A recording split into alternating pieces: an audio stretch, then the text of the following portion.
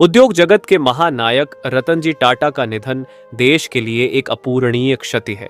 उन्होंने न सिर्फ टाटा समूह को नई ऊंचाइयों पर पहुंचाया, बल्कि भारतीय उद्योग को वैश्विक मंच पर प्रतिष्ठा दिलाई। उनके नेतृत्व में टाटा समूह ने कई ऐतिहासिक अधिग्रहण किए और समाज कल्याण में भी महत्वपूर्ण योगदान दिया। रतन टाटा की विरासत हमेशा प्रेरणादायक रहेंगी और उनका जाना देश को गहरे शोक में डाल गया है। दोस्तों, 9 अक्टूबर की रात 86 साल की उम्र में दुनिया को अलविदा कहने वाले रतन टाटा के निधन पर शोक व्यक्त करने वालों में एक ऐसा युवक भी शामिल था जो उनकी अंतिम यात्रा में सबसे आगे नजर आया।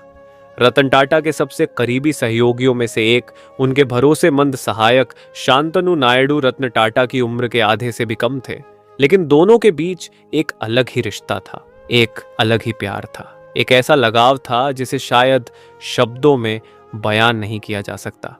दोस्तों, इस वीडियो के माध्यम से हम आपको शांतनु नायडू की कुछ खास बातें बताने वाले हैं जो शायद ही आपको पता होगी। लेकिन वीडियो में आगे बढ़ने से पहले, अगर आप भी रतन टाटा जी को पसंद करते हैं तो कमेंट में अपनी इच्छा से 2 शब्द जरूर लिखें। साथ ही हमारी मेहनत के लिए चैनल को भी जरूर से सब्सक्राइब कर लें। शांतनु नायडू की रतन टाटा जी से मुलाकात कैसे हुई थी और शांतनु नायडू की कुल संपत्ति अभी कितनी है? दोस्तों, जब रतन टाटा के निधन की खबर आई तो शांतनु नायडू ने अपनी दोस्ती को समर्पित एक भावपूर्ण नोट भी शेयर किया था। इस पोस्ट में शांतनु नायडू ने लिखा, मैं अपनी बाकी की जिंदगी इस दोस्ती के कारण मेरे अंदर पैदा हुए खालीपन को भरने में बिताऊंगा। प्यार की कीमत, दुख है अलविदा मेरे प्यारे लाइट हाउस। ये बात जानकर शायद आपको अजीब लगेगा, लेकिन बिजनेस की दुनिया के बेताज बादशाह रतन टाटा अपने से बहुत छोटे युवक शांतनु नायडू से सलाह लेते थे। 31 साल की उम्र में शांतनु नायडू ने बिजनेस इंडस्ट्री में वो मुकाम हासिल कर लिया है जो कई लोगों के लिए सपना होता है। शांतनु नायडू रतन टाटा को स्टार्टअप में निवेश के लिए बिजनेस टिप्स देते हैं। शांतनु नायडू फेमस भारतीय businessman, engineer, junior assistant DGM, social media influencer, लेखक और एंटरप्रेन्योर हैं। शांतनु नायडू टाटा ट्रस्ट के डेप्यूटी जनरल मैनेजर भी हैं। शांतनु नायडू न सिर्फ बिजनेस की दुनिया में अपनी अलग समझ के लिए जाने जाते हैं, बल्कि समाज के प्रति उनकी संवेदनशीलता भी उन्हें अलग पहचान दिलाती है। शांतनु नायडू की बात करें तो उन्हें भी रत्न टाटा की तरह ही समाज सेवा करना बहुत पसंद है। साथ ही शांतनु नायडू को पशु से भी बहुत प्रेम है। उनके अंदर यही वह खूबियां हैं जो रतन टाटा को बेहद पसंद आई थी। शांतनु नायडू ने पशुओं की सेवा के लिए मोटोपोज नाम की एक संस्था भी बनाई है।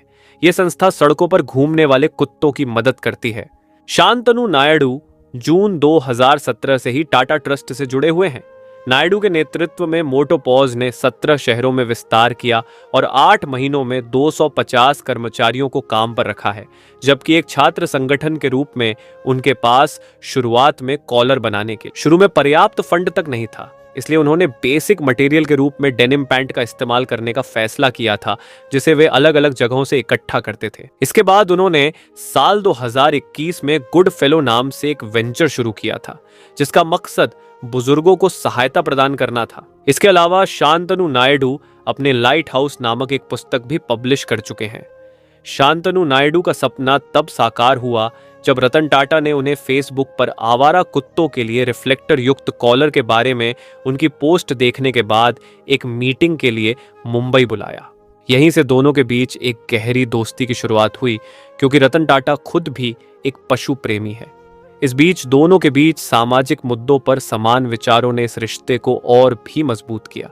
शांतनु जनरल मैनेजर के पद पर काम करते हैं और नए स्टार्टअप्स में निवेश को लेकर टाटा ग्रुप को सलाह भी देते हैं। मीडिया रिपोर्ट्स की माने तो शांतनु नायडू की कुल संपत्ति 6 करोड़ रुपए के करीब है। उनके इस नेटवर्क में रतन टाटा के साथ काम करने के माध्यम से समाज सेवा और उनके द्वारा की गई कमाई भी शामिल बताई जाती है। 86 साल की उम्र में सबके चहेते रतन टाटा सर का निधन हो गया। वह लाखों लोगों के लिए एक प्रेरणा और एक प्रतीक थे।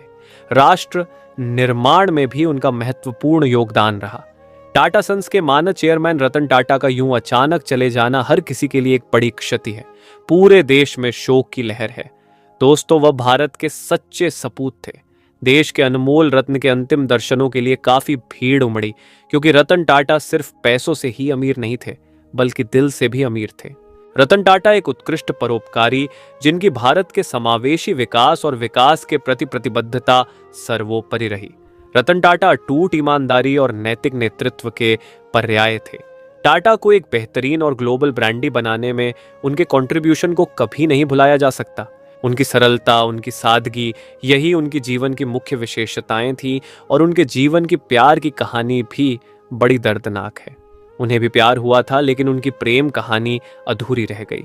और ये इतना शिद्दत से उस लड़की से प्यार करते थे जब वो लड़की उन्हें नहीं मिली, तो इसके चलते उन्होंने जीवन भर शादी भी नहीं की।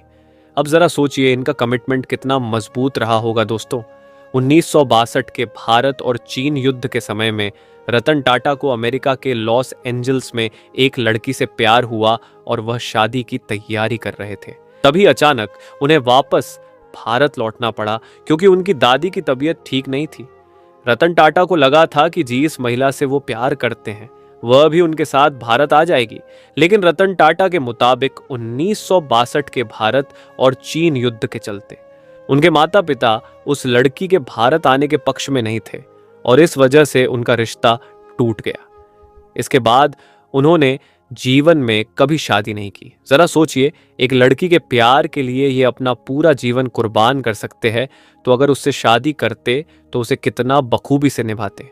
एक बार एक इंटरव्यू में जिक्र करते हुए उन्होंने अपने मैनेजर शांतनु की स्टार्टअप गुड ओपनिंग के दौरान इस बात का जिक्र किया था। उन्होंने ये भी कहा था कि आप नहीं जानते होंगे अकेले रहना कैसा होता है। जब तक कि आप अकेले समय बिताने के लिए मजबूर नहीं होते, तब तक आपको ये एहसास नहीं होगा। आखिर जीवन भर जो इन्होंने अकेलापन में बिताया, 85 साल के बैचलर रतन टाटा ने कहा था कि जब तक आप वास्तव में बूढ़े नहीं हो जाते हैं, तब तक किसी को बूढ़े होने का मन बिल्कुल भी नहीं करता। मतलब देखिए यार, उम्र और इनका हौसला, 85 साल की उम्र में बोल रहे हैं कि आप मन से बूढ़े नहीं होंगे तब तक बूढ़े होते ही नहीं हैं। यही तो इनकी एनर्जी है जो आज देश के हर एक युवा को प्रेरित करती है। हर किसी के लिए ये एक रोल मॉडल है, प्रेरणादायक है। रतन टाटा सिर्फ टाटा ग्रुप की बिजनेस स्ट्रेटेजी का ही मार्गदर्शन नहीं करते थे, बल्कि ग्रुप के परोपकारी पहलुओं से भी बेहद करीब से जुड़े हुए थे। टाटा ग्रुप, ये नाम जब भी सामने आता है तब भारतीयों के अंदर एक सम्मान का भाव आ ही जाता है। आज की पीढ़ी के लिए टाटा ग्रुप का चेहरा रतन टाटा है, लेकिन जब आप टाटा ग्रुप के बारे में जितना जानते जाते हैं उतना ही आपको कम लगने लगता है। टाटा ग्रुप की ब्रांड वैल्यू हमेशा ऐसी रही है कि उसके नाम का मतलब ही भरोसा हो चुका है। रतन टाटा ही नहीं, बल्कि कई पीढ़ियों की मेहनत से बनी इस ब्रांड वैल्यू ने देश को हर बार फ्यूचर की राह दिखाने का काम किया है। आज टाटा ग्रुप की कमान एन चंद्रशेखरन के पास है। टाटा ग्रुप के करीब 150 साल के इतिहास में ऐसे मौके बहुत कम आए हैं जब टाटा परिवार के अलावा किसी और व्यक्ति ने टाटा ग्रुप का नेतृत्व संभाला है।